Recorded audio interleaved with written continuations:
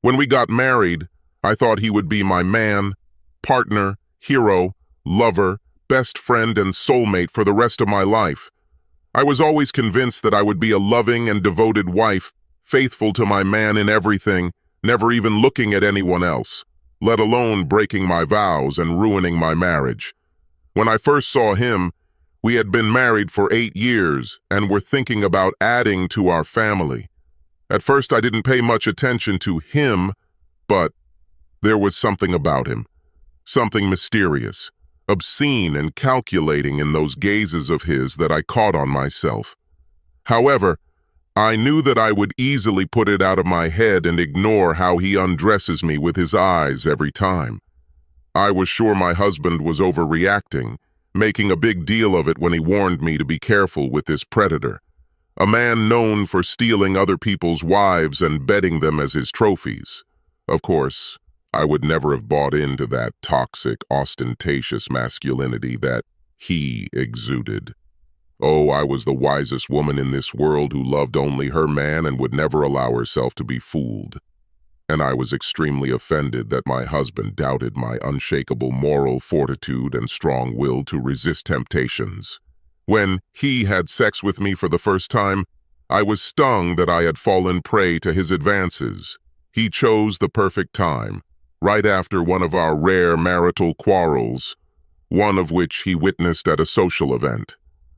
Hubby was out of town the next day on business for a week, and I was still seething with rage when this experienced hunter stopped by for a visit just to talk and be friendly. 60 minutes and 2 glasses of wine later, suddenly I found myself lying on our marital bed, and his hands supported my ass in a friendly manner. This insidious snake, which I led into our Garden of Eden, spent a lot of time in our bedroom that evening until I collapsed unconscious. After he left, I swore that it would never happen again, and I was sure in his iron self-discipline. After having hot sex for the 3rd time in the front seat of his Audi R8 convertible that week while hubby was away, I began to think a little. Once again, I decisively muttered to him that I had enough. I didn't understand what came over me or why I was such a fool that I succumbed to his attempts. However, I knew for sure that my main man would be home tomorrow, and I was going to immediately end this violent sexual relationship.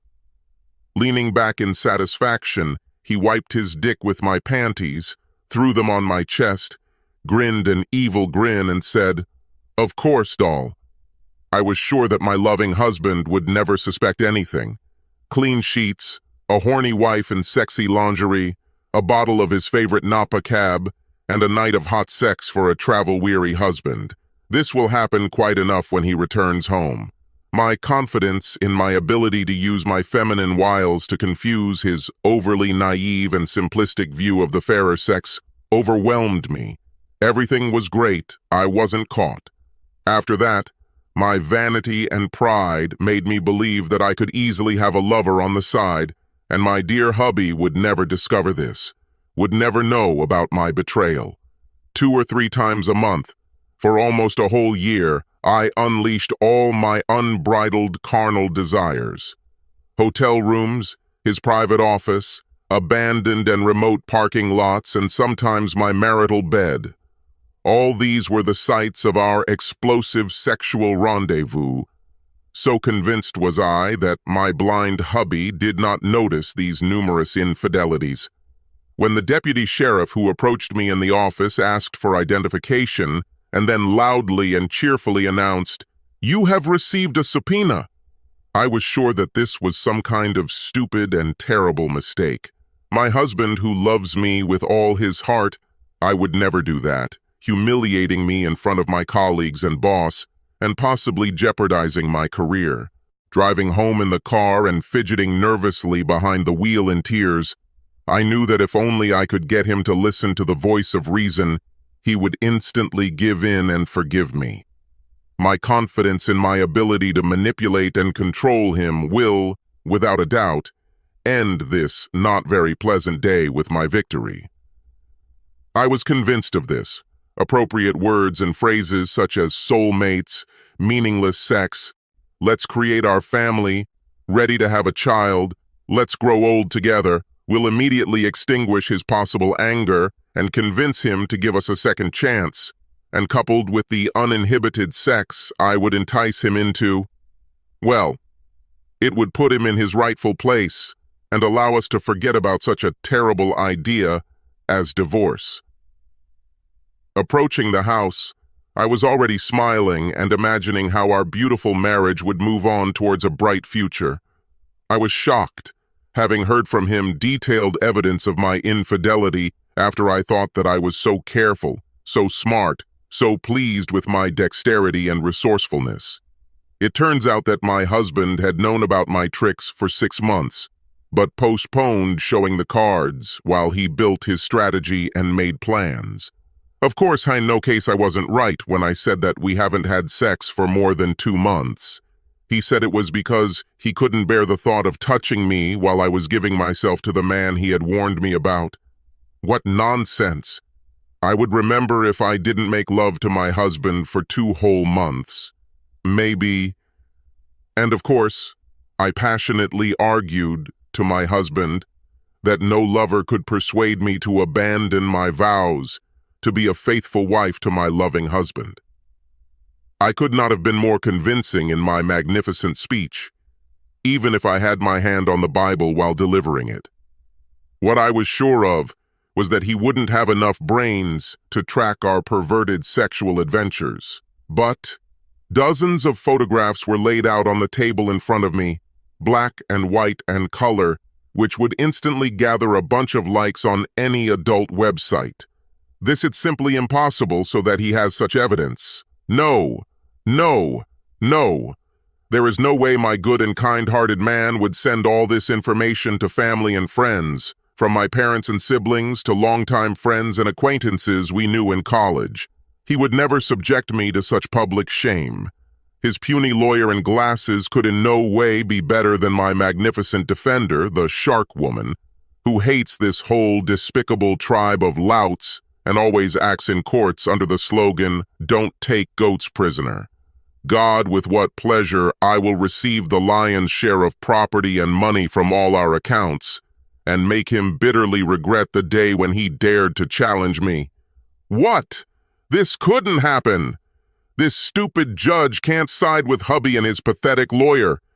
It's simply unheard of for him to keep our house and 75% of our assets. These were supposed to be my house and my assets. In the meeting room, I heard words like ironclad marriage contract, irresponsible disrespect for family, and shamefully promiscuous behavior. But they did not penetrate my mind, sliding along the edges of consciousness as meaningless gobbledygook words.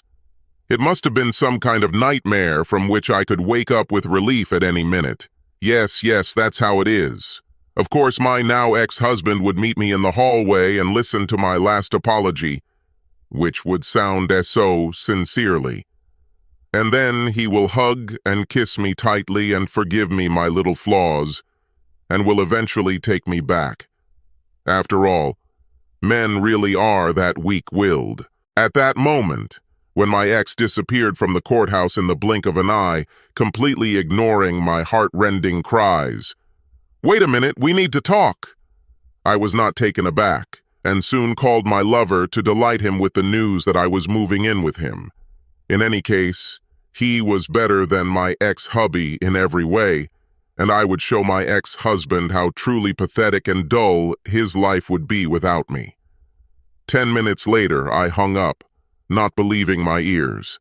My lover couldn't stop from uncontrollable laughter when he heard my idea that he would take me to his place and we would be happy together. It simply couldn't be what he said when he stopped laughing. "Baby, it was so much fun hanging out with you while this was going on, but, I'm not into secondhand junk." 1. I couldn't be alone. It's just absurd that almost everyone I knew, with the exception of my mother, refused to even talk to me. And it's completely incomprehensible that even my dear mother, being a kind and gentle person by nature, did not allow me to move in with her. Where is this world going? And here I am standing in the parking lot, abandoned by everyone and alone, holding in my hands and staring blankly at the positive report on STDs from my doctor. What's going on anyway? This is simply unthinkable. Looking back, I suddenly thought that maybe made an error. Would you like to understand which one, where,